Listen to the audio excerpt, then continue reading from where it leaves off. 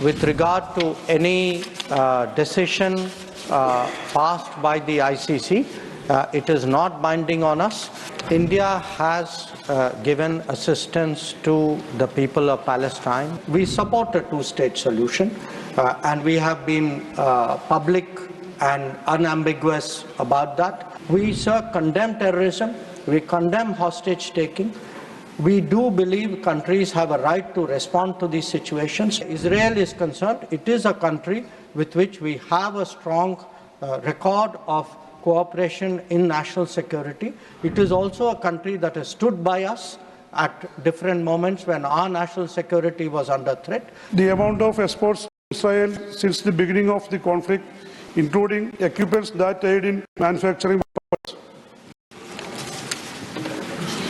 Honourable Minister.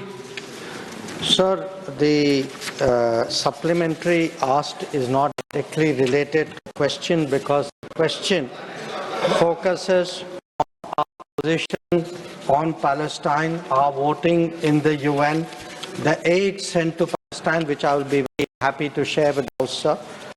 With regard to our exports to Israel, in particular, any export which is related directly or indirectly to munitions or military sense, that is not information that is in the public domains. Supplementary number 2, Shri P.P. Sunil. The position of the Government of India on the International Court of Justice warrant against Israel Prime Minister Benjamin Netanyahu and former Israel Defense Minister Yoav Gallant and a Hamas leader for war crimes, in accordance with international law and rule-based global order. Honourable Minister. Sir, the Honourable Member would be aware that India is not a member of the International Criminal Court.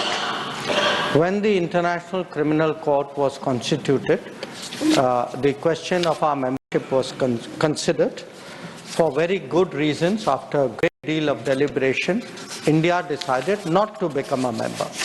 So, with regard to any decision passed by the ICC, it is not binding on us.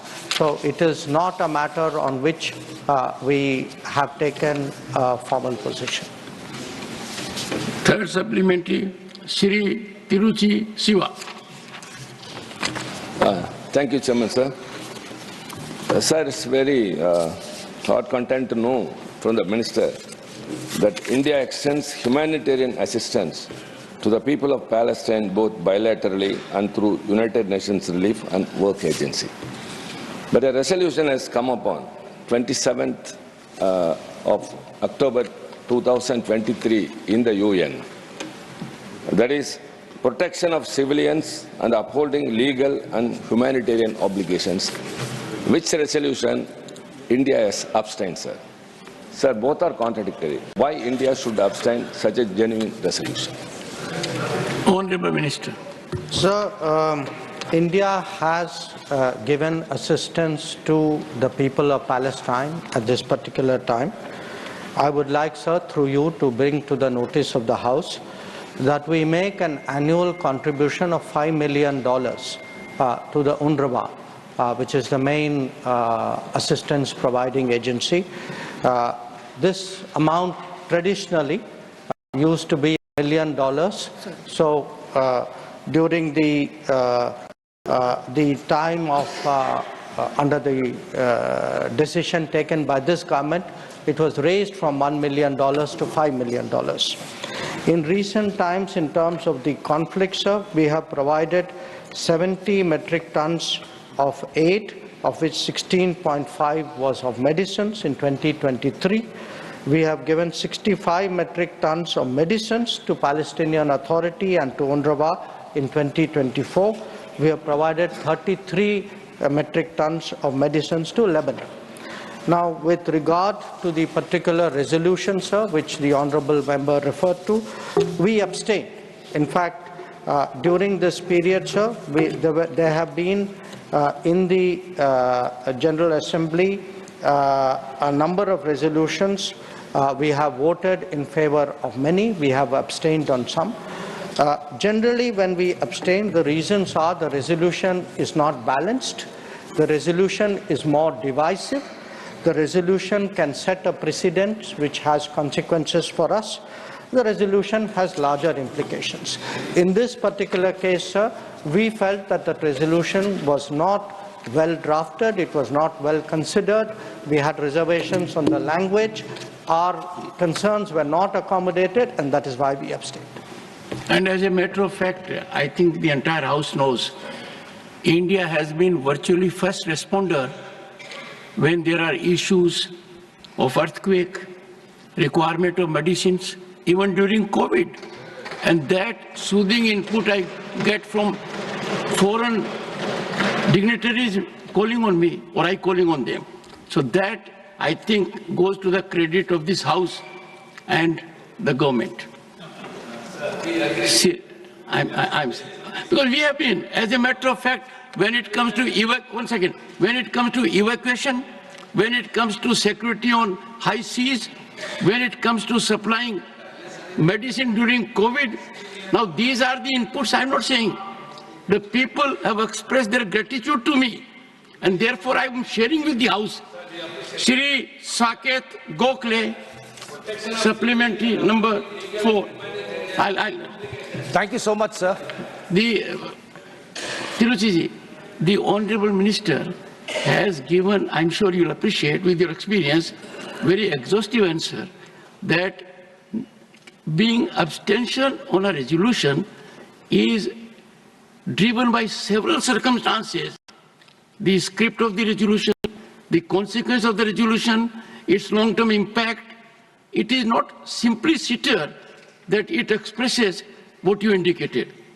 That, as a matter of fact, is driven by our civilization. Wherever there is need for humanity, we have been supplying, and sometimes, in the toughest of situations, diplomatic also. Saket Gokhale. Sir, thank you very much. Let me express gratitude to the Honorable Minister for the fact that India has always, and previous governments, that India has always been a supporter of a two-state solution in Israel and Palestine, and for the aid that is being sent by the Indian government. Sir, because the question pertains to India's position on Palestine, I have two very specific questions on which I would like to know the government of India's position. Number one, the Honorable Minister just said that we've been providing $5 million of aid to the UNRWA. The UNRWA has now been banned by the Israeli government. So what mechanism, what is our position on UNRWA being banned, and how are we sending aid? And the second point on which I want to know the position is that India has traditionally always, including this government, supported a two-state solution. In the United Nations, we abstained on a resolution against Israeli illegal settlements in the West Bank. What is India's position on the illegal settlements made by Israel in the West Bank and Palestine, sir? Before the Honorable Minister responds, the little I gathered in diplomacy, if you win a battle by argument, you lose it. Honorable Minister. Thank you, sir.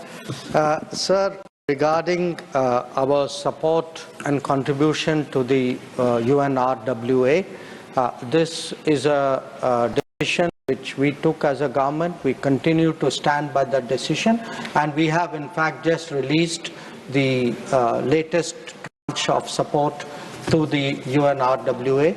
So I hope the member is reassured on that score.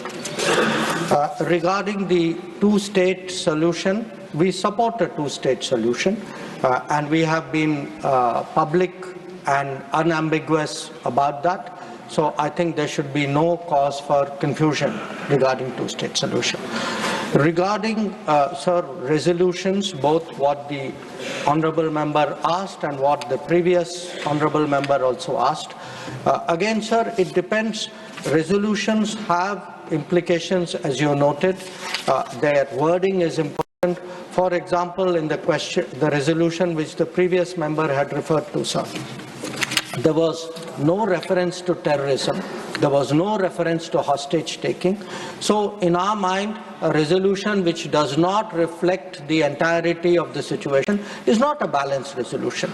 And a country like India, which is itself a victim of terrorism, if we countenance the fact that terrorism is underplayed and ignored, it is not in our interest that we do so.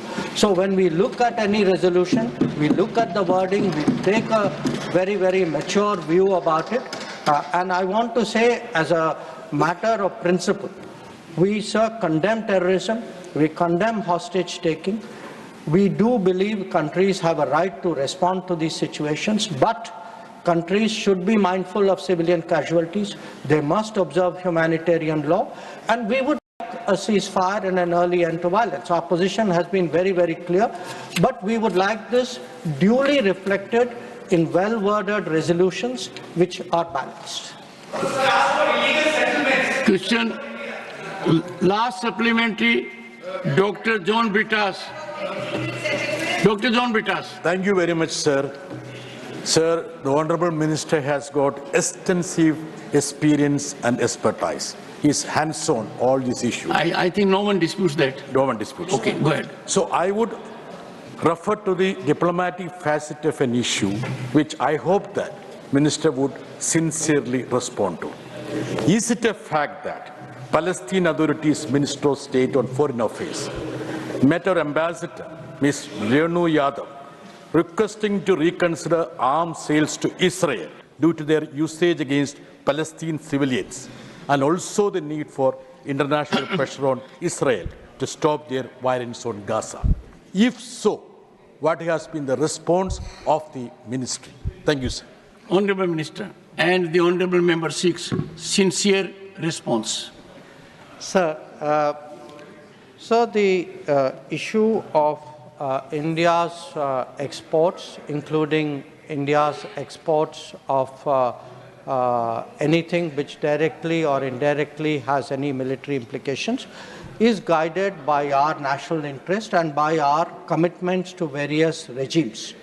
So we are very responsible members of various international regimes, including the Wassenaar Arrangement. Where Israel is concerned, it is a country with which we have a strong record of cooperation in national security. It is also a country that has stood by us at different moments when our national security was under threat. So when we take any decision, we will bear in mind, obviously, the larger circumstances, but we will definitely be driven by our national interest in this matter.